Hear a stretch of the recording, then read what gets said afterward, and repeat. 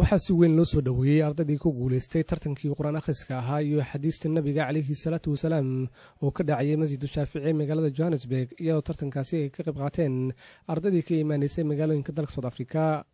ardayda ka socotay madrasada sunna oo matalaysay magaca ardayda magaalada Cape Town ay ku guuleystay kaalinta koowaad waxaana soo dhaweyn diiran oo aan loo kala harin lagu soo dhaweeyay garoonka caalamiga ee Cape Town International Airport halkaasi ay ku sugnaayeen waalidiin macallimiin qayb ka mid ah ardayda waxgaradka magaalada iyo dad kale aad ugu faraxsan guusha ay soo hooyeen ardayda Soomaaliyeed ee ka amabaxay magaalada Cape Town.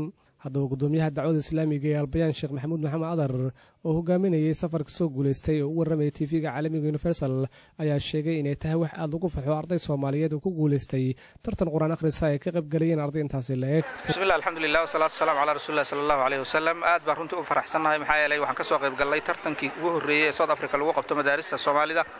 waxaa ka soo qayb galay 13 madaraso iyo 49 cunug.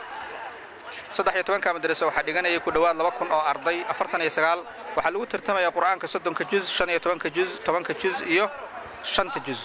alxamdulillah madrasa sunna waxay gashay kaalintii koobaad quraanka kaalintii koobaad iyo kaalinta saddexaad iyaga qaadatay 30 juz 15 juzna madrasa sunna soo qaadatay kaalintii koobaad. alxamdulillah madrasada Faaruq iyadoo Johannesburg ayaa iyana kaalinta labaad gashay kaalin saddexaadna madrasatu Albayaan Johannesburg ayaa gashay. alxamdulillah aad baan u faraxsanahay.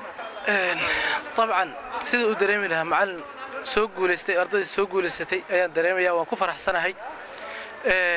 dhammaan jawi aad u farxad badan buu ahaa wuxuu ahaa jawi iimaani ah quraan ilaahay oo si fiican loo bartay ayaa meesha ka muuqday. kaalinta koobaad sida uu Sheekh Maxamuud sheegay madrasa sunna ayaa qaatay 30 juz sidoo kale 15 juz oo kaalinta ku soo xigtay ahayd madrasa sunna ayaa qaadatay oo ku guuleysatay.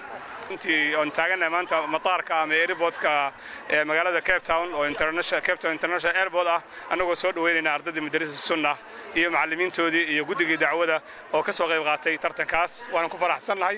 dhammaan magaaladii halkan ay isugu timid sida muuqata qayb far badan oo kamid ah farxad iyo reereyn iyo sharaf ayaa noo muuqata. toddobaadkii hore ayay ahayd markii ardaydani ka qayb qaateen tartan quraan akhriso ay ka qayb galayeen in ka badan 100 arday oo ka kala soo jeeda dunida islaamka. maxamed Muuse Nuur deeq darajo Universal TV South Africa.